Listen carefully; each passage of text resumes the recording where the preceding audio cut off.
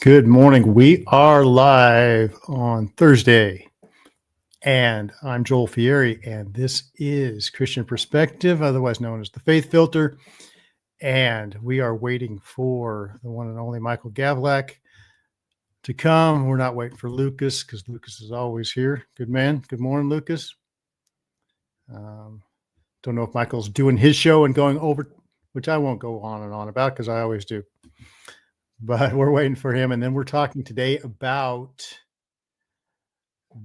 the here he is, folks.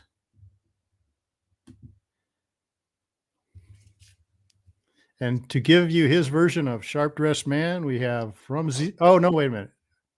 It's Michael. Every girl's crazy about a sharp dressed man. Yeah, yep. I you're a throwback. I only aspire to have a beard like Billy Gibbons. Okay. Looking good. Looking good. Thank you. I want to. And I'm having a little trouble hearing you. Is your mic on? Check. Really? Is it low? I don't mind. Been having receiver problems. So speak up there, Michael. All right. I can hear myself, but okay, it's probably on my end, but I can hear you well enough. And okay, Robin, you're now Rocky Mountain Robin. Okay, good morning. Haven't seen you in a while, Robin. AC's here. Yeah. Piling in. Good to see you guys. So, all right, Michael, I'm going to play this intro and then we will talk about the Marxist Playbook, which is on full display. I've been thinking about a couple of things. One, last summer, if I were sitting in a church right now in Minneapolis and a bunch of people burst in, I'd be on edge because last summer a shooter showed up at a Catholic church in Minneapolis and shot a bunch of kids. 2 died. I think 30 people were injured. 26 were kids. And so the terror in that church, I think, is probably warranted, if for no other reason than we've seen radical violence at a church in the not too distant past. We've also seen, I think, attempts to create violence and mayhem and fear in churches around the country, synagogues and other places. And so I feel like the radical left is somewhat emboldened right now to go up to and now into places of worship. It sounds like the FACE Act is what they're going to use. I've also heard today from some sources that the Ku Klux Klan Act of 1871, they may look at that for bringing charges to Don Lemon and these radical leftists that went into this church. I think if they don't do something to these people who did this, you're going to see it proliferate in churches across the country, and that will be very regrettable. You make a good point about the issue, but it isn't necessary to say the radical left did this. It's protest. It's necessary to stop. You're making it political. It's legal. They how do you know? You know who was there? You went through the videos and looked at all the faces already? I watched the videos, and I also looked at the list of people that they themselves published. It looks like the radical left to me. Okay.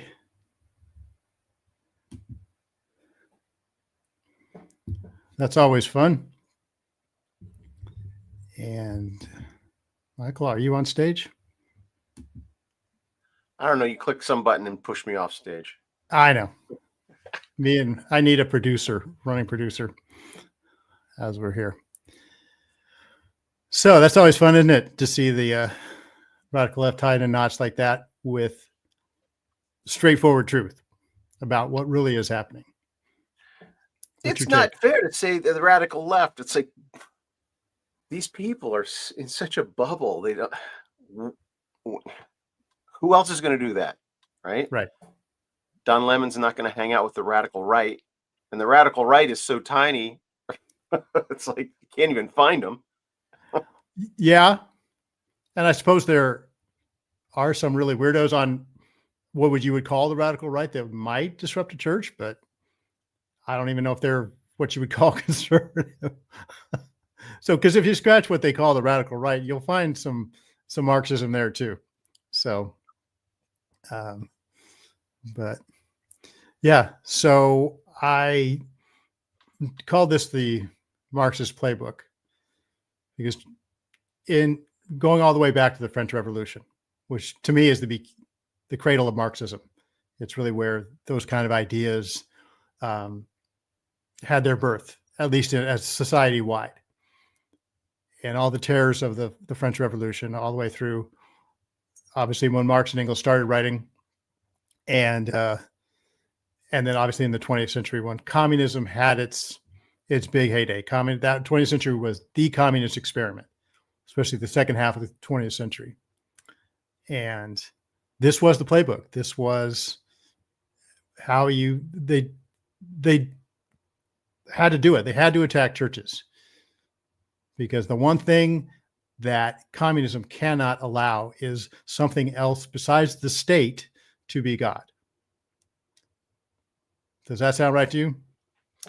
Yeah, it's obviously from our paradigm, the correct paradigm. We're designed as worshipers, right? We're designed to worship God, but if you don't believe in God, you're still going to worship, right? You cannot escape what you were made for. And so if you convince yourself that there is no creator of all things, the next God is the state, right? The corporate ruling authority.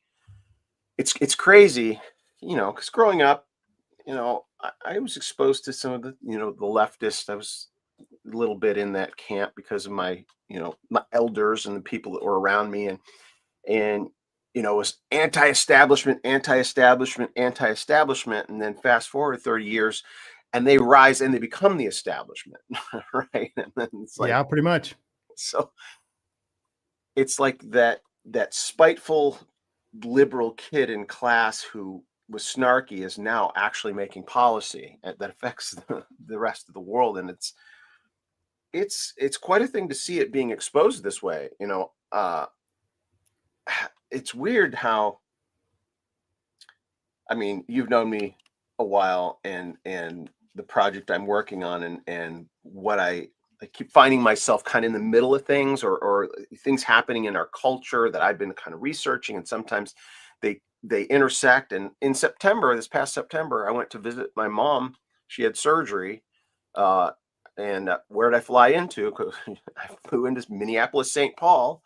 And as the plane lands and everybody gets off, and I'm toward the back and I'm coming on, and the cleaning crew that comes on, 4 Somalis, clear as a bell, 4 Somalis coming in to clean the plane. And that it struck me. And while I was there, I was visiting my mom. It was also actually the day I landed. When I got home, or to my sister's place, and got settled where I was sitting, I turned on the TV and it was the Charlie Kirk Memorial in Phoenix. So that was like the timing of my arriving there. And then when I left, I was there about a week. When I left, I read a news article about the DOJ going into Minnesota to start investigating some corruption and fraud. And it was like, oh, the dates that I was there was when the DOJ was launching these investigations. And I'm like, oh, that's kind of coincidental. But then it just ramps up from there. That was like the beginning. And each week that's passed, each month that's passed, Minnesota has become this focal point of the whole nation and the whole world. And now we hear tell that the administration, the DOJ, is formulating a strategy and a template because of the corruption from the top down in Minnesota, that they're formulating a plan that they're going to export to all 50 states, right? Finding the corruption. What they're doing there, you concentrating ICE and the Department of Justice and the fraud investigations, and the governor being subpoenaed, and the mayor of Minneapolis, St. Paul being subpoenaed. It's like, this is the template they're going to take to California. They're going to take to New York. They're going to take right. So it's crazy that we're seeing this, but it feels like the rabid dog is cornered, right? These people going into a church to protest the whole point clearly is to get attention. And so as we're all talking about it and they find out we're talking about it, there's a certain sense of satisfaction. But the DOJ just yesterday, whoever it was, said arrests are coming, referring specifically to that incident. It has to happen. As Jenkins said, if there are no arrests, it will only embolden and spread this misbehavior. So yeah, and they, as of this morning, they have arrested the leader, the lady that was professional agitator. You know, they try and think this is grassroots. This is not. These are paid, organized protesters that have been trained to do this. And it's funny you mentioned the corruption, because I've heard it said, and I think that's a big part of this, is that you remember that corruption scandal of the Somali daycares involved billions and billions and billions of dollars. It's huge. So what can we do to distract from that? What can we do to take attention away from that? And this, I think there's that factor in it too. But I've been trying to tell people for the last, at least since COVID lockdowns, and even before that, we are in a communist revolution, whether we want to admit it or not. Yeah. And as churches, we are going to continue to be targets, whether we want to admit it or not, or whether we want to talk about it or not. You know, as we, like you and I, and people of our ilk, whether it's here on This Way Network or just the conservative, we do have an ilk, don't we? We do have an ilk, and it's a fun, friendly, very informed ilk. Yeah, an ilk nonetheless.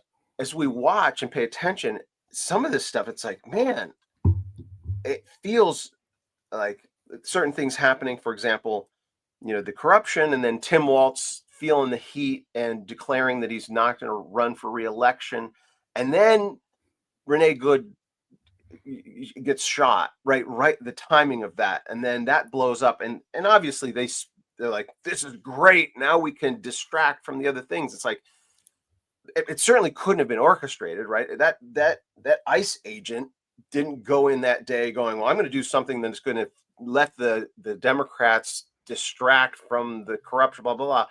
But it is God orchestrating it. It's like God, my camera's a little blurry. God orchestrates these things and lines them up, and the conspiracy theorists, right? The conspiracy theorists will jump on these things.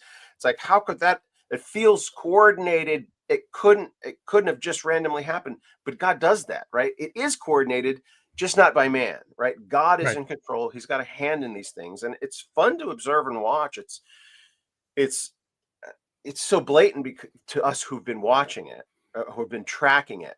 But the more and more people on the left that see this, the more and more see how ridiculous their side is, right? And it's this gradual eating away of their base. And by focusing in on Minnesota and Tim Walz, the nominee for vice president, like, it's like, couldn't be a better demonstration of how morally bankrupt that side of the aisle is. So it's nice to have a Justice Department that's not backing down. I put my foot down saying the Renee Good shooting is not going to be George Floyd 2, and it's not. They're not burning. Like, yes, they're protesting, but these are small protests that are they're concentrated in remote areas. They're not spreading nationwide. People aren't, right? So, thank God. Well, and because you have video evidence right there, while committing a felony, obstructing federal agents, she committed a felony by assault with a deadly weapon, and that one angle shows that she hit the guy and he slid back 5 or 10 feet before he fired. So he's got internal injuries. It's just anybody, the only people watching that could see that as some kind of injustice are people that are so dyed in the wool in their Marxist worldview, whether they know it's that or not, whether they admit it's that or not. It's obvious what's happening here. And I don't know that it was coordinated. It wasn't planned. And like you said, God does have his ways of orchestrating these things. But, in no way does the left side of this, the radical left, think something like that was unexpected. They were hoping for something like that to happen. That's why they train these people. That's why they bring these radical people in. I think she came in from Canada with her quote unquote wife, right? And they said they were never going to come in the country, but they came in and they were trained how to get in ICE's way. And by the way, if you can create a negative, a violent incident that we can use, all the better. Yeah. So, and like I said, it is part of the playbook. It really is. So. I love that CNN has Jenkins on there because it's he's why people tune in, right? Like, I know it's Abby Phillips's show, because they need to have, the black woman, because that's what they do. But Scott Jenkins would, he's the only ratings they get, I'm sure. Like, he just says it straightforward, and I love he's a trained professional. So as he's listening to these others that are brought in that are just saying the most ludicrous stuff, and just when you can see his face as a reaction to these people saying the most inane things, like what we just saw, is like, how do we know they were leftists? We can't say they were leftists. Like, you're not paying attention, Yeah, and if you saw the other lady's face, they kind of cut to her when he was talking about the church attacks previous where people were killed, and she's just like, she's just not having it. She just can't stand the fact that he's actually bringing this up, So it's not just that they're denying it's the radical left. They've denied that this is even a problem, even an issue. It's free speech. Right. But the Constitution protects our right to peacefully assemble. And that was the opposite of peaceful assembly. That was a disruption. It was a terror. It was bringing terror. I like that he made that point, right? This terror. Some churches have been under siege and under attack. In Canada, like 30 churches were burned to the ground back. I forget exactly. I think it was around the George Floyd time. It's like, they are not hiding it. They are targeting the one thing that unites the most powerful group, right? Christians, when we're united, there's no stopping us. So they're, we're over the target if they're targeting us. Yeah. And then I just wanted to add this. This is kind of the, people will say that communism is anti-religion, but this lady from China, I came across this, and this point, she kind of gives a good explanation of the reasons why Marxists target Christian churches or churches in general. Why, from your perspective, why did religion become such a central attack of the communists? It's all about power. That's why I think it's important you brought up the religion. Why they are all after the religion? Because they want to control people's mind. And so some people say that communism is atheism. I don't think so. The more I really think about what I've been through and read more, it is a religion. It replaced the old religion. It become a new religion. And everything they did is absolutely religious. And in China, and we have a God, that is Mao. And growing up, we have our little Bible, and that is Mao's little red book. And we have a political study, which is our going to church. And we have our confession, which is criticism and self-criticism. So even as a little kid, every week we're going to have a political study session. And that session, you're going to confess. You're going to, we will read Mao's little red book, and we will say that I did not do this and this right according to Mao's instruction. And also I saw you did not do this and this right. And then so we criticize each other, and we denounce ourselves, and we swear we're going to do better. And okay. So that, to me, is the real issue. Communism is not anti-religion. Communism is its own religion. There is, you talk about the God-shaped vacuum in all of us. Well, and talk about Satan being the ultimate deceiver, right? The author of lies. And the ultimate counterfeit. Well, the ultimate counterfeit faith of the 20th century, and like I said, that this revolution we're in now is not to eliminate faith, it's to replace the true faith that we hold with a new faith, which is not really a new faith at all, is it? But this different faith in Marx, in Mao, in whoever it might be. So this is not a vacuum. This is not something that's, a better alternative than religion. It's just an alternative religion that they think is going to bring some kind of utopia and paradise, but will ultimately just bring destruction and death, which it always has. They somehow think they're good. If they do it better, maybe only 50 million people will be murdered, Michael, instead of 100, right? But this is just the ultimate satanic deception to me. What do you think? Yeah. I think it's Jordan Peterson always harps on this is it's not every religion does this, right? The different religions all have their periods of massacre and killing and ruling by the sword, and religion is violence in and of itself, right? That it's that equivalency that they, don't attack the Muslims because the Christians were just as bad. Well, and then we should just get rid of religion and just be an atheist secular state. And there's no such thing as in agreement, right? It's like communism isn't really anti-God. It's just another religion. And so, but the way Jordan Peterson would kind of put it in perspective, he's like, yeah, the Crusades, maybe it was Doug Wilson, one of those two. The Crusades, in total, about 2,000 people, right? About 2,000 people were killed in that process. That's Stalin on a bad day. Right.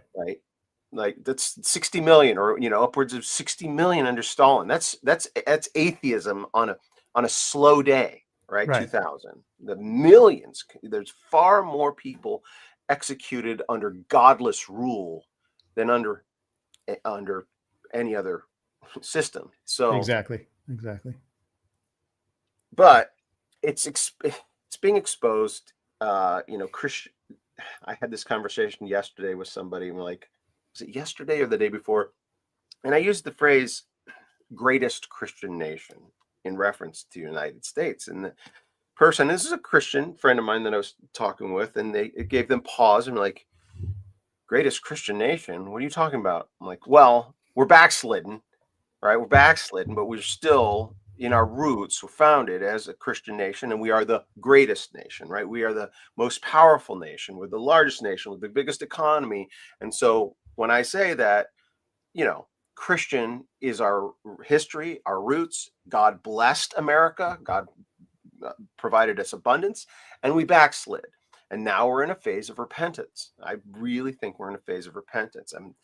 It's all in God's hands, and you'd think that the Charlie Kirk assassination would have woken up everybody and that we'd all get along. But then you've got your opportunists out there like causing division within our side, and you've got the states that decide not to do any redistricting because we're principled and we don't do that. I'm like, we really need to not lose the House in the midterms, right? We don't need any slowing down of the current agenda, because Trump's only got 3 years left to continue this. And we should have, I like to say we're going to, JD Vance will come in next, but, let's not be overconfident and rest on our laurels. We need to make sure we're continually doing the right things. Well, yeah, and the other side's not. Did we expect them to just roll over and Right? And I know, they keep shooting themselves in the foot, but then we'll turn around and shoot ourselves in the foot right back. So like I said, you and I are in California here. We know that the Marxist train is not slowing down here at all. Yeah, we're in the heart of the resistance, right? We're embedded in the one state that will be the last holdout. And I think it's, when you look at those maps of the drift of the political drift, it's all going red. It's all going right. It's just that we're in a state that's so deeply blue. It's a 10% shift right is not enough. It needs to continue. And we have to suffer suffer the gas prices and the just ridiculous embrace of illegal. Well, we'll see what's going to happen in California. I'm staying. Okay. Wind or rain, snow or sleet, illegals and high taxation. I'm digging in. All right, you heard it here first. So, yeah, like I said, my pastor talks about that when ever he encounters someone who's talking about leaving California, which we have. I mean, obviously, anybody from center to the right in California has got to some point think, can we do this? And so, my wife and I have looked at properties in other states just because we'd be foolish not to. But my pastor says, what kind of soldier abandons the battlefield when the battle is engaged? And I said, that's a good point, Pastor. Now what kind of general are you going to be when the battle is engaged? But the battle is engaged. Yeah. And I've been, the last church I was at, the generals of that church went over to the other side at the first time the battle got rough. What are you going to do? Right. Because all pressure here, even on Christians, Christians aren't immune to this mind virus, this mind virus, right? Yeah. And like I said, the biggest church in this area is going very, very woke, very, very fast. And it's changing the Christian culture around this area, which is otherwise a very conservative area, or not very conservative, but it's, a conservative part of a blue community. So we're not immune to it. And we have to ourselves make sure that we're staying grounded in the true faith of this and not falling for this deception. It really is a deception right out of the pit of hell. Yeah. So there are two churches that I have attended, not as my church, but had attended a few times at the invitation of a Hollywood Christian friend of mine. He ended up leaving California, but both of those churches, and they were well-attended churches, both of them just went liberal in LA. And so it's like, don't give in. I was actually shocked. And during the pandemic, it really exposed a lot of people. Yes. My wife has a friend who works at a church, and she sent me a Sunday morning sermon one time, and I'm listening to it, and the guy is just all DEI anti. It was like, what? This is coming from the pulpit, and there's people out there saying amen, and it's like, whoo, the deception runs deep. But it's a purging, right? It's a cleansing, right? God is using this to like I said earlier, people are seeing the insanity of the disrupting a church service, right? Some of those people walking into that church service to protest had never been in a church before, right? Never walked in the doors. They had no idea, no grasp of what they were doing, of how disruptive and how evil, that as they were justifying their actions as being the moral. It's like they call good evil and evil good. And I pray for them. Pray for those who persecute you. Pray for love your enemies, that they will come to their senses and recognize, wow, I was such a fool and used by Satan, right? That they might come to repentance. Right. But also realize that they don't hate you. Jesus said they hated me first. Yeah. So they're gonna hate you. And one of the reasons that churches, otherwise faithful churches, go left is because they think they hear this from the world. They hear this from non-Christians, and they think we have to show them we're not that way. We personalize it, and we don't realize that it's alive. And they think, well, we have to change our tune. We have to be more winsome. We have to do this, that. It's not going to work. It's not going to satisfy them. Talking about the Marxist angle, the people, the protesters yelling in the church or yelling at people on the street constantly, it just brings to mind the struggle sessions of Marxism. The guys in China, the guys wearing the dunce caps and people just screaming at them, constantly. We're not going to be winsome enough to get ourselves out of this. We have to cling to the truth. And like I said, when the battle's engaged, we have to fight the good fight. And our generals have to be good generals. Yeah. Not So- abdicate their responsibility. Yeah. And whether that's going to happen or not, I don't know. And we may just be entering a period of persecution for our faith. And then we count ourselves worthy, right? Amen. So we're over time. Michael, thank you. Thanks for taking time out of your busy touring schedule there with ZZ Top and coming out. Yeah, we'll have our new album coming out. Just kidding. Really? I'm looking forward to it. Good to see you, my friend. I have a feeling it'll have kind of a metal theme to it, though. A little Metal more tinge. edge. Ilk. That's your ilk. So, all right. We're out of time. Thanks for listening, everybody. I will be on myself. I think Ben's out tomorrow, so I'll be holding down the fort. So we'll see you then. Thanks for listening, everybody. Hey, it's Joel here. If you enjoyed this, you know what to do. Go ahead and hit that like button, subscribe, and share it with someone who might need to hear it. And if you disagree or have a different thought, please leave a comment. I'd love to hear what you think. Thanks for watching.